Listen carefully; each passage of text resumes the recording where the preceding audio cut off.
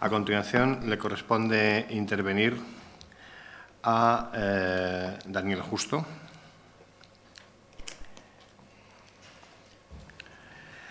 Daniel Justo se doctoró en la Universidad de Salamanca con una tesis sobre lugares fortificados en la Cuenca del Duero.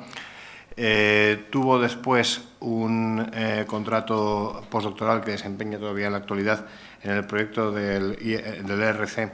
People on Writing, The Secret Life of Writing, que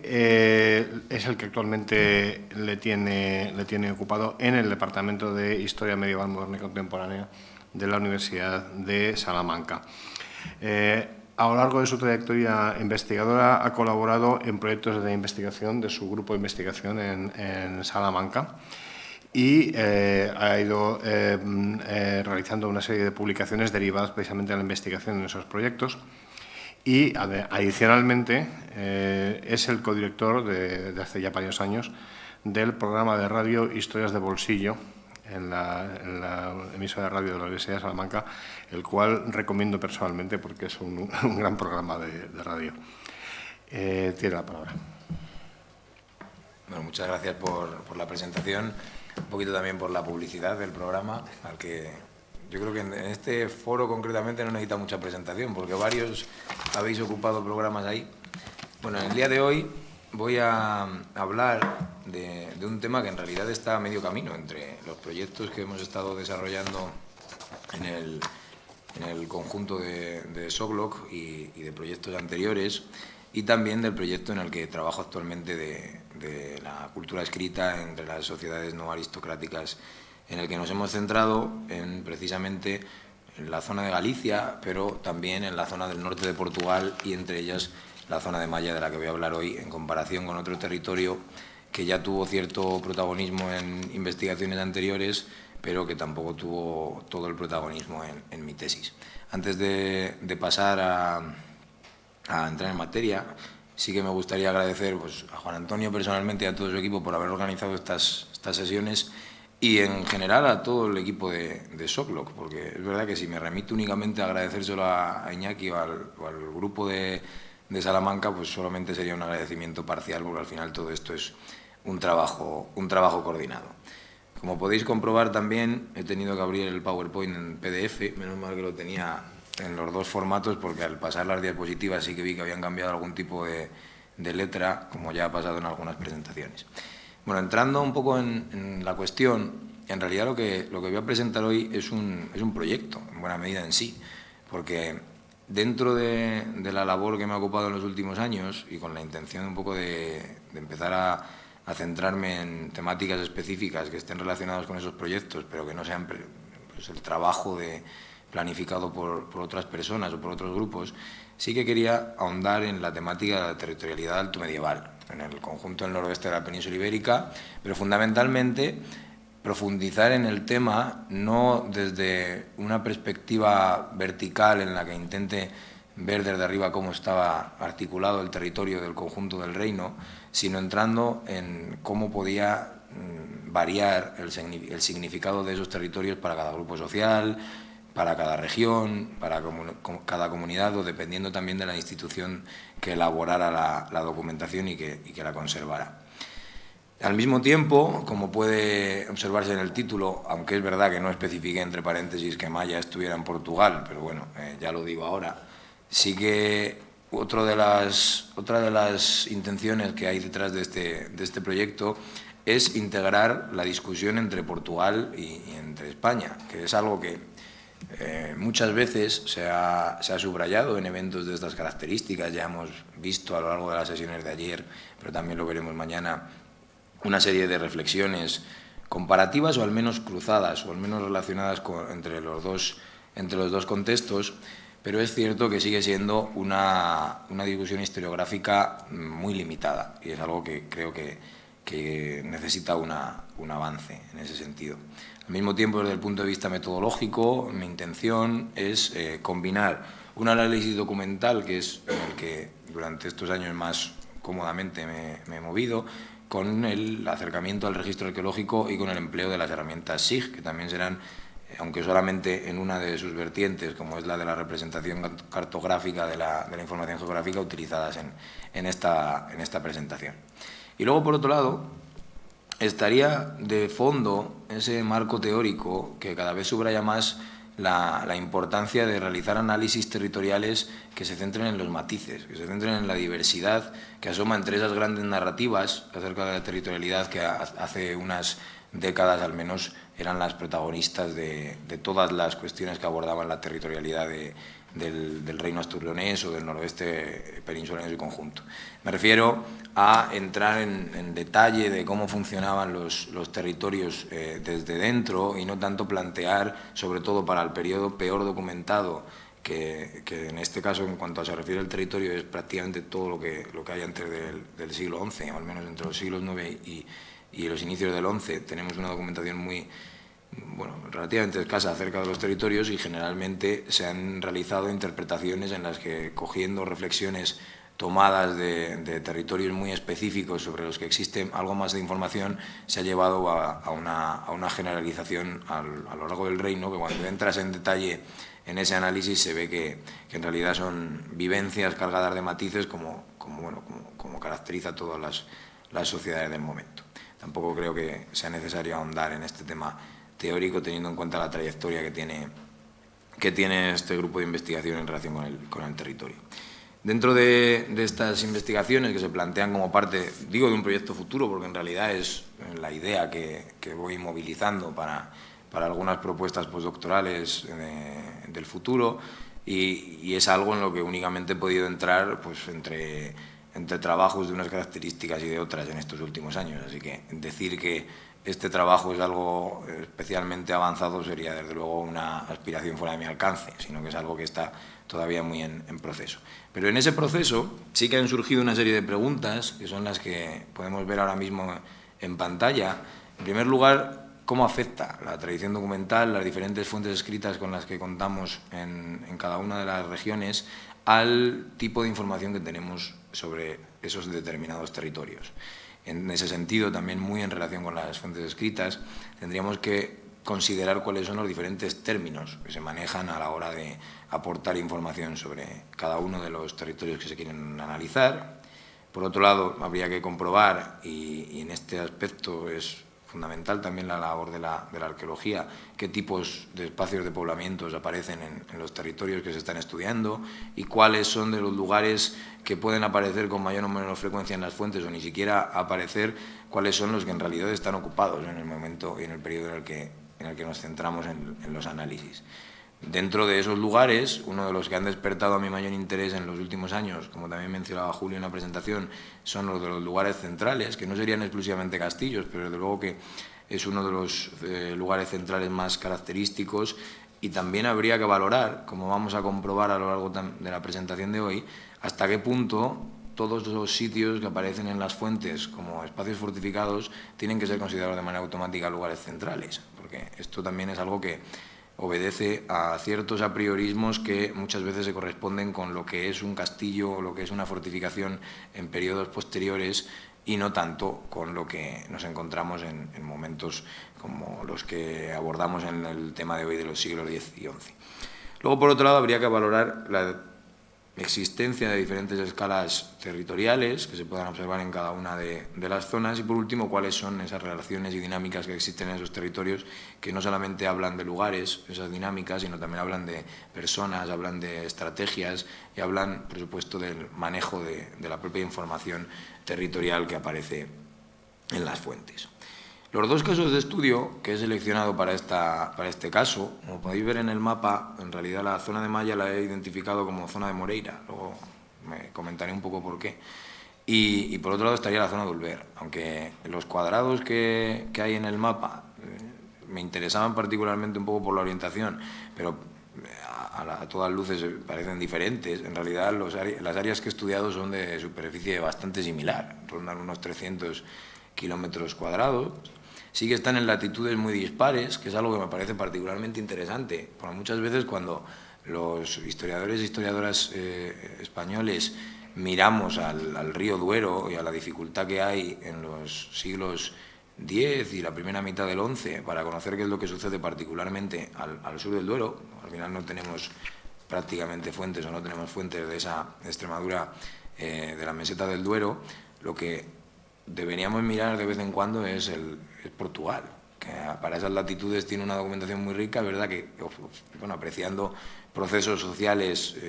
diferentes a los que podemos intuir para esa zona de la Extremadura más meseteña, y también obedeciendo a una geografía en la que el acceso y la movilidad del norte hacia el sur es más sencilla que lo que observamos en el espacio más oriental, pero sí que es cierto que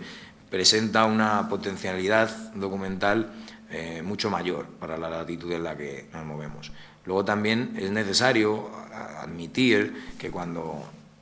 me refiero a la zona portuguesa que estoy analizando en esta sesión como tierra de Maya, en realidad estoy incurriendo en un anacronismo, porque ese término solamente podría utilizarse para referirse a una región específica a partir del siglo XIII, pero sí que se ha vinculado desde un momento muy original al poder de la familia de Maya, que en realidad sería una de las familias que siempre se ha considerado en la historiografía portuguesa como de las más importantes dentro de las que protagonizaron en el siglo XII esa alineación en torno a Alfonso Enríquez y por lo tanto la independencia de Portugal, con una trayectoria previa que, como ya estudió Matoso en su día, pues les habría situado como los principales poderes de esta zona, que en realidad habría que definir de una manera que comentaré un poco más adelante, y nunca con un término concreto. Es decir, referirse a esta zona como tierra de Maya es, dentro del anacronismo, lo más preciso para sintetizar en una única expresión. En cuanto al número de documentos, en realidad la muestra que he utilizado para esta ponencia, es interesante ver cómo, a pesar de que para la zona de Ulver ya revisé toda la documentación para la tesis doctoral, y en realidad para la zona de Maya únicamente he cogido la muestra del monasterio del Divino Salvador de Moreira, como quien esté más familiarizado con el proyecto de People and Writing verá que nos ha vuelto un poco locos la documentación de Moreira, pero es que el volumen documental que existe para los siglos X y XI acerca de este monasterio es enorme, comparado con lo que tenemos para otras documentaciones. Aquí se ven un poco mal algunas de las cifras blancas, pero lo que se puede comprobar claramente es que la documentación que tenemos de San Pedro de Montes, que sería el principal foco de documentación para el entorno de Ulver, y de San Julián de Samos, del que hemos discriminado únicamente las fuentes que se refieren a estas zonas del Bierzo, y por lo tanto hemos desechado los que se refieren exclusivamente a Galicia, porque si no la cifra documental sí que se vería claramente alterada. Vemos que la muestra en realidad es incluso mayor en la pequeña documentación que hemos seleccionado para Moreira que lo que existe para la zona de Ulver. Algo que llama la atención, por un lado, por la riqueza de la documentación de esta zona de Portugal, y por otro lado, por la dificultad que hay para acceder a un conocimiento exhaustivo a través de las fuentes escritas para estas zonas del Bierzo. Pasando ya a los estudios de caso y hablando primero del caso de Ulver, lo que habría que comentar sobre las fuentes documentales, la estructura que voy a seguir para ver los estudios de caso van a ser muy similares. Hablando primero de las fuentes documentales, lo primero que habría que comentar es que no son excesivamente numerosas, como hemos visto en esa estadística, no son las dos únicas fuentes que aportan información. Aquí también he incluido alguna referencia a la Catedral de Astorga, hay algún documento de Otero de las Dueñas que habla de Ulver también, algún documento de la Catedral de León, pero en realidad no son muchas las fuentes del noroeste peninsular que nos hablan de esta región. Además, también está la circunstancia de que la principal documentación que tenemos sobre la zona, que es la del monasterio de San Pedro de Montes, está conservada en su totalidad en forma de copias. Y sí que es muy útil para analizar las figuras políticas que aparecen relacionadas a Ulver y fundamentalmente a su castillo, pero cuando nos acercamos a la documentación de Samos encontramos tal vez alguna de esas piezas fundamentales para poder analizar la sociedad y el poblamiento en la zona. Esto es algo interesante porque probablemente tenga mucha relación con esa transmisión documental y cómo la elaboración del tumbo de San Pedro de Montes pudo eliminar cierta información de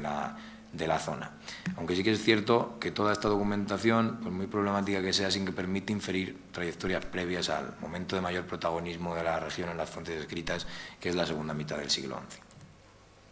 En cuanto a la tradición historiográfica sobre la zona, lo primero que habría que comentar es que básicamente la zona del Bierzo Bajo es un espacio que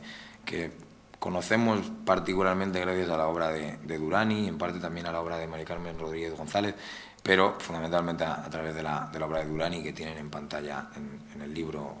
marrón, que por cierto aquellas personas que tengan que acceder a él en la Universidad de Salamanca, que sepan que van a estar en cuarentena los 2 volúmenes que tienen, porque los pobres estaban destrozaditos, y eso que por fuera están maravillosos, pero cuando entran dentro resulta que están un poco desgajados, digamos.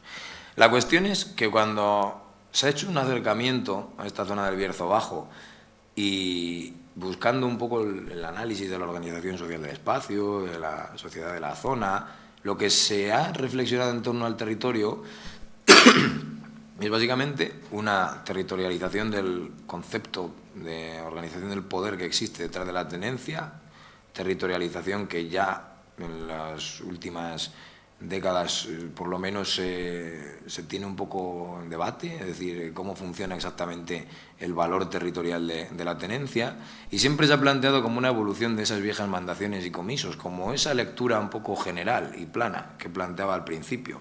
como si hubieran existido unas estructuras territoriales claras en un momento determinado, para la que como no hay muchas fuentes se puede intuir su existencia, pero no demostrar de una manera tan fácil. Y esto lo que nos hace ver es un poco un carácter de permanente de los territorios que veremos en el siglo XI, y nos impide comprobar un poco cuál es la dinámica y cuál es el dinamismo que puede existir dentro de estos territorios. De hecho, abajo a la derecha en mi pantalla, lo que pueden ver es un desarrollo de esto. Cuando Durán y Castrillo habla del territorio de Ulver, del que tenemos noticias documentales desde mediados del 11, las acotaciones en verde son mías, porque aquí aparece como la mención que hay a un imperante en Ulver lo plantea ya como una existencia de un territorio. Es decir, esto es algo muy común. En el noroeste de la península se ha hecho en innumerables ocasiones esta asimilación.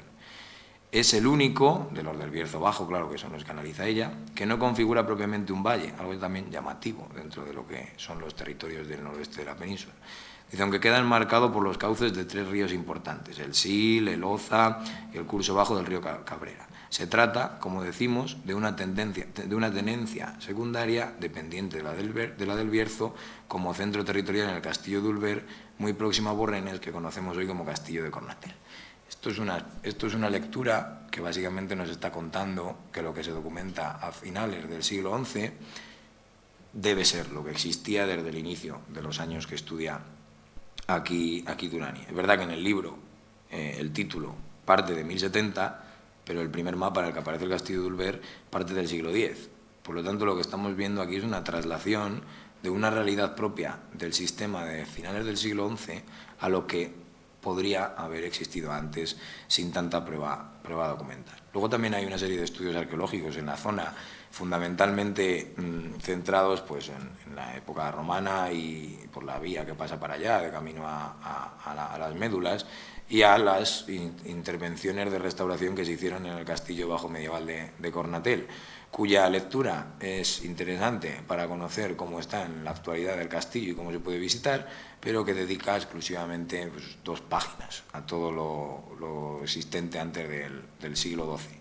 Plantea lo mismo que Durani, esa territorialidad casi como algo inmanente y que como no hay muchas fuentes para el momento anterior al siglo XI, se tiene que dar por supuesta. Luego también he mencionado algunos estudios sociales que integran este espacio dentro del conjunto del Bierzo o con una mirada hacia casos más gallegos. Esto es un brevísimo repaso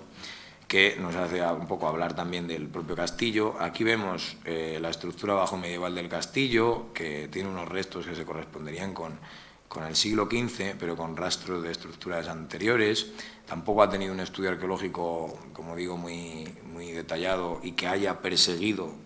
conscientemente la búsqueda de una explicación conjunta del castillo, sino que siempre ha perseguido rescatar lo que se pueda de unos restos que debían existir de época romana, pero que el centro era restaurar lo que queda de la época bajo medieval. En realidad en las fuentes escritas no aparece hasta mediados del siglo XI como tal, y lo que sí que es cierto es que goza de una posición privilegiadísima. De hecho, es interesante ver en el libro este de Cobos y de Retuerce, vaya imagen que tiene. Desde luego es una estrategia de marketing que sitúa el castillo de Ulver al nivel de los castillos más impresionantes de Juego de Tronos. Pero bueno, la realidad es que el castillo es este, y lo que se ve pues son zonas muy interesantes del camino que existe hacia las Médulas, del lago de Calucedo y de los valles más cercanos. Aquí hay una breve imagen de los restos que se han identificado con lo que se llama aquí la Torre Vieja, que sería la propia del periodo alto medieval, pero no tiene unas muestras muy claras. Es decir, se puede intuir que hay una ocupación anterior a las últimas etapas, desde luego, pero lo que no se puede saber con claridad es qué era exactamente esta fortificación cuando empieza a aparecer en la documentación en el siglo XI. Lo que sí que tenemos un poco más de información es en el territorio. Entonces, y aquí he decidido, en lugar de hacer un trabajo que por supuesto será necesario en un futuro, de introducir todos los núcleos de poblamiento que aparecen en el libro de Durani en un mapa actualizado, algo también que es necesario hacer para muchas zonas, porque al final tenemos las cartografías que se podían hacer en su momento y hoy en día se pueden hacer cartografías muchísimo más claras. Lo que podemos ver aquí es todos los núcleos de poblamiento y de explotación del espacio que ella identificó para la región, y básicamente utilizando la misma escala los sitios que aparecen relacionados con el territorio de Ulver entre los siglos XI y XII, que es en realidad cuando tenemos la información. Los sitios en azul son los que se corresponden con los identificados en el mapa verde, y luego el castillo, por supuesto, es el que está en naranja. Lo que encontramos es que la documentación, cuando menciona todos estos núcleos de poblamiento, muy escasas veces menciona que pertenezcan a un territorio supralocal denominado Ulver, y nunca en el siglo X. Lo que sí que vemos es una territorialidad supralocal que se asocia con esa autoridad delegada regia, es decir, habría un Ulver en el que hay tenentes en la segunda mitad del siglo XI y en el que se puede intuir un poder con cierto control sobre este territorio, pero en qué se traduce eso en la práctica es mucho más difícil ahondar. Es muy difícil encontrar un poco una explicación al protagonismo que podía tener en la vida cotidiana esa estructura supralocal. Y esto es algo que también llama la atención, porque estamos observando cómo, dependiendo de la zona de la Cuenca del Duero, del noroeste de la península en la que nos estemos moviendo, el significado que tiene esa territorialidad supralocal se traduce en expedientes muy diversos, como ya podremos ver más adelante. Pero ¿qué es lo que nos dicen exactamente las fuentes? Bueno, aquí tenemos un ejemplo de lo que nos dice al hablar en el siglo X de la villa de Columbranos, una entrega que hace el presbítero Acila al monasterio de San Pedro de Montes. Todas estas muestras son del monasterio de San Pedro de Montes, y lo que nos dice es que hace referencia a un espacio que está en un lugar que llama Columbrianos, sin mayores referencias supralocales. Referencias supralocales que sí que existen, por ejemplo, en la fórmula que se emplea en innumerables ocasiones para localizar el monasterio de San Pedro de Montes, que siempre se relaciona con el monte Aquilano y con el territorio del Bierzo. Esa es la gran territorialidad supralocal que se moviliza en la documentación de la zona. Pero no tiene una traducción en la práctica. Es decir, es la gran mención supralocal que existe en innumerables documentos, pero no vemos que haya una traducción en que, por estar en ese territorio belgidense, tuvieran que desempeñar una serie de actos vinculados a esa propia territorialización. Lo mismo sucede, o algo similar sucede en el segundo espacio, en el que se hace una descripción muy detallada de la ubicación del sitio, pero no hay ninguna adscripción territorial supralocal todavía en este siglo X, cuando se dan las posesiones en Villa Libre al monasterio de San Pedro de Montes. En el siglo XI sí que nos vamos encontrando algunas referencias, como la segunda, a la relación con Ulver, pero en la primera, de nuevo hablando de Columbrianos, que Columbrianos está básicamente supongo que no lo veis, pero Columbrianos es este sitio de aquí, por lo tanto estaría aquí, muy cerquita del propio castillo de Ulver. Y algo que, si tuviéramos que trazar un cuadro alrededor de Ulver, algo que rechazo por completo, el trazar los territorios en forma de polígonos, pero desde luego que si existiera un territorio supralocal de Ulver que tuviera significancia, tendría que ser mencionado en este tipo de documentos si es que la mención al territorio supralocal tiene algún tipo de eficacia o tiene una función en el propio acto documentado. Esto sería más interesante ya en el segundo ejemplo, ya de 1100, donde sí que mencionan cómo unas villas estarían en el territorio belgidense incontinuo de Castelo que boquitan Ulver. Dentro de todo el tipo de léxico que se utiliza para referirse a estos territorios asociados a castillos en el noroeste de la península, desde luego continuo no es uno de los más frecuentes, es más frecuente encontrarse confini, pero lo más normal es poner simplemente in. Pero vemos cómo hasta un momento muy tardío no nos encontramos ese tipo de menciones y siempre vinculados con Jimena Muñiz, que aquí se aparece como imperante en la tierra de Ulver. Es decir, ahí se aparece una significación de cómo la tenencia sí que tendría una cierta territorialización en la zona. De hecho, como algunos recordarán cuando mencioné hace un par de años en las sesiones en Salamanca el caso de Ulver, una de las cosas que sí que se pueden conocer medianamente bien dentro de lo que nos presenta la documentación es la lista de personas con cierta autoridad en el castillo de Ulver, que nos encontramos desde mediados del siglo XI. Los que están en verde llama la atención que se vinculan directamente con la tenencia del conjunto del Bierzo, que es algo que nos puede permitir hablar o al menos plantear la hipótesis de hasta qué punto Ulver no llegó a ser en algún momento el centro del poder sobre el Bierzo en la época en la que se estaba organizando el sistema de las tenencias. Pero dentro de ese cuadro de personajes nos encontramos a dos, a Pedro Velázquez y a Munio Muñiz, cuyo protagonismo es famoso por un documento que ya he comentado en alguna otra ocasión, pero que nos ayuda a entender cómo podía operar este territorio, al menos en el momento en el que se estaba organizando una autoridad supralocal en este contexto. Es un pleito que, es un conflicto que tienen entre Samos y Pedro Velázquez, el tenente de Ulver, por el control de una serie de espacios alrededor de Santa María de Andinas, que está dentro del mapa que he presentado de Ulver hace un momento, en el noroeste del mapa.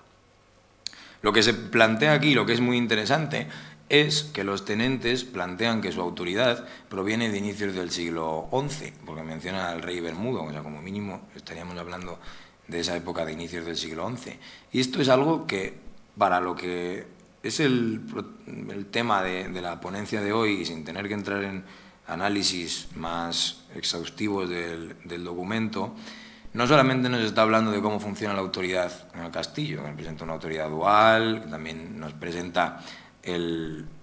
interés que existe por controlar las áreas económicamente complementarias del territorio, el uso de esa memoria a cómo la autoridad viene más de antiguo y a los intereses asociados a ese control, probablemente de tipo tributario, sino que lo que nos muestra es cómo dentro del conjunto de documentos que tenemos para hablar de un territorio determinado, hay que llegar al documento excepcional para conocer un poco cómo funcionaba la articulación de estos territorios y, por lo tanto, para conocer en qué contextos son en los que se movilizaba la importancia de estos territorios supralocales. Y esto es interesante desde el punto en el que planteamos que Ulver sería un territorio de unos 300 kilómetros cuadrados, como mencionaba hace un rato, y que vamos a ver ahora en la comparación con Maya la diferencia que hay en esas escalas. Para plantear algunas reflexiones a partir del caso de Ulver, pues aparte de la relevancia que tiene el propio castillo y cómo a lo largo del siglo XI se fue convirtiendo en un centro de primer orden dentro del Bierzo, lo que sí que nos encontramos es que su funcionamiento es el de un territorio que se articula desde arriba, que no presenta un protagonismo particular en la vida económica cotidiana de la población del entorno, es decir, no encontramos documentos en los que, por ejemplo, haya unos habitantes de Ulver que estén hablando, identificándose ellos mismos con esa territorialidad supralocal, sino que lo que nos encontramos es una identificación desde el poder y que, de hecho, ni siquiera es habitual encontrar Ulver como la referencia supralocal estándar. Es mucho más habitual encontrar referencias a escalas mucho más locales y, por último, la referencia general a la macrotenencia, si queremos llamarlo así, o macroterritorio del Bierzo en su conjunto.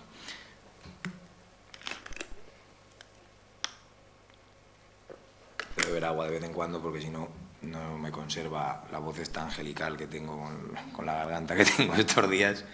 Pero bueno, ahora vamos a pasar a hablar de Maya. Maya es una realidad completamente diferente en cuanto al tipo de fuentes que se han conservado. Solamente, como comento, he hecho una aproximación. Sí que tardo más de lo que pensaba. He hecho una aproximación fundamentalmente a la documentación de Moreira. No me he acercado a la documentación de otros monasterios de la zona como el Sant Tirso, que podría ser también importante, y estamos trabajando ahora con la documentación de Junqueira y de Pendorada, que también es relevante para la zona. En este primer momento nos hemos centrado fundamentalmente en los lugares, lo he subrayado porque luego, si queréis en el debate, se puede acceder a la tabla en la que están los documentos desglosados y se pueden ver los lugares que aparecen mencionados en cada uno. Pero lo que sí que es peculiar es cómo funciona la documentación que tenemos de Moreira. Hasta muy avanzado el siglo XI no encontramos ningún documento en el que aparezca el propio monasterio de Moreira, y lo que vemos antes es el archivo de las familias que están detrás de la fundación del monasterio, fundamentalmente de la familia Trutesendes. Además, teniendo en cuenta cómo funciona la edición de los documentos en Portugal, hasta el año 1100 están editados en los Portualia Monumenta Histórica, pero luego hay muchísimos inéditos en la documentación a partir del año 1100. Esto es realmente interesante para proyectos futuros, desde luego. La tradición historiográfica de Moreira fundamentalmente está relacionada y ligada a cómo ha funcionado la investigación acerca de los siglos X y XI en Portugal, con una cierta simplificación que lo que busca es ver los antecedentes que existen para la independencia portuguesa y relacionar las familias que son los protagonistas en el siglo XII con las familias aristocráticas de la anterioridad. Esto es importante también para entender cómo han funcionado los estudios que se han hecho específicos sobre Moreira y cómo la presencia de una serie de centros territoriales teóricos en el entorno de Oporto y fundamentalmente en esta zona de Moreira se ha intentado rastrear como la existencia de unos territorios intermedios, que es como se identifican estas terras de castelos que se mencionan en la zona, pero porque se intentaban buscar los antecedentes de ese sistema de tenencias que vemos también en otras zonas. ¿Pero qué nos dicen las fuentes? Bueno, lo que vemos aquí para empezar son unas fuentes con personajes de todas características, y que vemos a un tal Odario David que dona a Trudildi, una de las primeras protagonistas de la trayectoria de los Trutesendes en el entorno, la villa de Freixo, incluyendo propiedades, 3 esclavas y una serie de derechos, y a cambio solicita que se den misas, además de recibir un vaso de plata y dos lienzos. Aquí sí vemos la mención a los espacios territoriales que importa, es una relación con 2 centros, uno un Civitas y uno un Castro, y los grandes territorios de Braga y de Portugal como esos referentes. El segundo documento, lo que vemos es la situación de un pomare, de un manzanar, en el espacio que se llama la Villa Palmatianas, Subtus Castro Alvarelus, lo que podría ser una relación espacial y no tanto territorial, porque la relación con el territorio supralocal de mayor envergadura, que es este territorio portugalense, pues nos encontramos un poco más adelante. Esto en cuanto al siglo X. En cuanto al siglo XI, lo que encontramos es la mención a diferentes villas limítrofes, dentro de lo que es siempre una referencia de proximidad a los montes, y a un territorio portugalense que sería ese espacio supralocal que estaría por encima. Lo mismo que nos encontramos prácticamente en el cuarto ejemplo. Y esto es lo que ha dado como resultado. Aquí vemos muchas cosas subrayadas de nuevo. Como podéis comprobar, el mapa, al ser más vertical, entra peor en lo que es una diapositiva de PowerPoint. Entonces, hay un enlace a poder verlo en detalle y con todas las capas, con los topónimos identificados. Lo que es interesante aquí en la zona de Maya es cómo la referencia, recordemos que esta superficie es aproximadamente la misma que hemos visto para Volver. Aquí encontramos varios castros, varios montes, pero ninguno de ellos identificados en ningún momento con una territorialidad supralocal clara, y nos encontramos como marco de referencia territorial básico siempre la villa, que aquí hemos identificado en el mapa como una serie de villas que llamamos villas territorios, porque son las que tienen una territorialidad local clara, y luego hay unos sitios que hemos identificado y que solo aparecen en el siglo XI como lugares o granjas. Esto es una